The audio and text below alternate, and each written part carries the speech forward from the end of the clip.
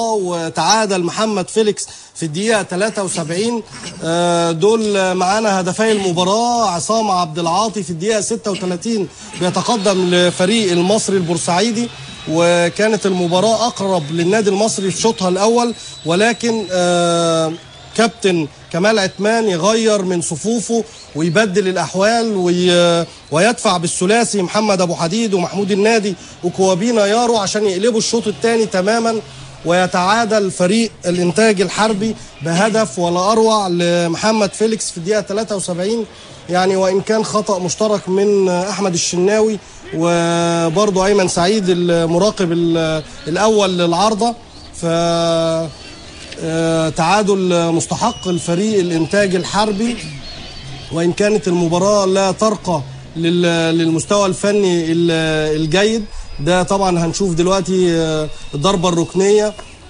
تعادل فريق الانتاج الحربي عملها وجيه عبد العظيم على العارضة القريبة، عملها كويس قوي بصورة قوية، يعني زي ما بيقول الكتاب في توقيت كويس وفي مكان كويس، وطلع فيليكس وحطها. ما قدرش ولا أيمن سعيد يتعامل معاها، ولا قدر أحمد الشناوي اللي خد خطوة ورجع تاني ما قدرش يصدها. فتعادل مستحق تماما لفريق الانتاج الحربي اللي كان كمان اقرب في الشوط الثاني ان هو يخطف المباراة. وكان الكابتن طلعت يوسف اجرى 3 تغييرات بنزول حسام حسن ومحمود عبد الحكيم ومحمد خليفة، لكن ما قدروش يدوا كابتن طلعت يوسف المردود اللي كان عايزه، لان كمان التغييرات كانت متأخرة قوي. برحب تاني بالكابتن أسامة عرابي نجمنا الكبير، وبرحب بالكابتن هشام حنفي نجم النادي الأهلي وخط وسطه، وبشكر حضوره النهارده. انا برحب بيك يا كابتن وليد، وبرحب بالكابتن اسامه عرابي، اتنين كنت يعني كباتني في النادي الاهلي والكباتن بتوعي، وانا بتشرف ان انا ابقى متواجد معاكم، وببارك لكم طبعا على القناه وافتتاح القناه، وان شاء الله يعني تبقى حاجه اضافه قويه للبرامج او القنوات المتخصصه ان شاء الله. شكرا يا كابتن هشام. ومعانا نتائج المباريات كلها هنقدر نقولها لكم دلوقتي، ومعانا كمان مراسلين من الملاعب. النهارده كان في مباريات طبعا وادي دجله وحرس الحدود، وكان معانا مصر المقاصه وبتروجيت، وكان عندنا الانتاج الحربي والمصري اللي احنا زعناه، وسموحه والمقاولين، وهنختم بالاهلي والجونه.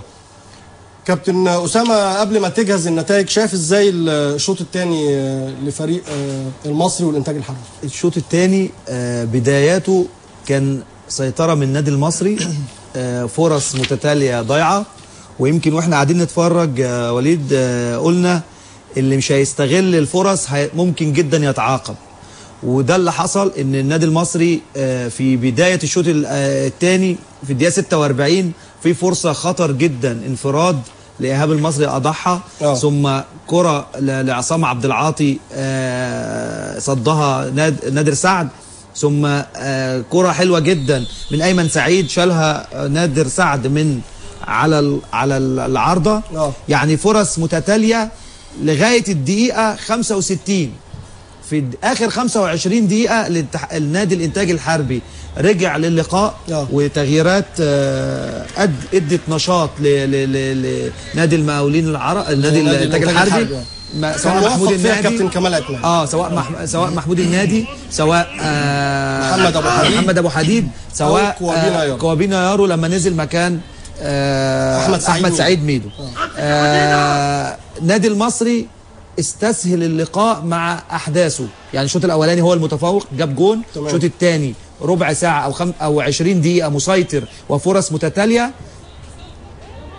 ما استغلش الفرص، اتعاقب بجون جميل جدا لفيليكس في الدقيقه 71 من كره عرضيه من كورنر لوجيه عبد العظيم، وفيليكس طلع باقتدار وحطها قويه جدا. المصري النتيجه في نهايتها تعادل مستحق، لان زي ما قلت لك ان النادي المصري يعني دخل نادي الانتاج الحربي في المباراه دقيقه ورا دقيقه، وبالذات في الربع ساعه الاخيره من اللقاء، وبعد كده حبوا يتداركوا الموقف في اخر 10 دقائق طبعا الوقت ما كانش اسعفهم بتغييرات متاخره لمحمود عبد الحكيم ومحمد خليفه من الكابتن طلعت يوسف. محمود عبد الحكيم نزل في الدقيقه 82 ومحمد خليفه نزل في الدقيقه 86، كان ناقص 7-8 دقائق، فحبوا يرجعوا للقاء، ولكن اللقاء مشي بقى بشكل ما فيهوش فرص في الفتره الاخيره، وفرقه الانتاج الحربي حاولت تحافظ على التعادل وقدرت تخرج بالنقطه. فشوط افضل نسبيا من الشوط الاول، ولكن زي ما قلت لك النادي المصري تعاقب او اتعاقب بلغه الكوره من الفرص اللي ضيعها في اللقاء. طيب معانا دلوقتي شادي سمير مراسلنا في مباراه وادي دجله وحرس الحدود. مساء الخير يا شادي. كابتن وليد، ازي حضرتك؟ ازيك عامل ايه؟ كابتن وليد الحمد لله.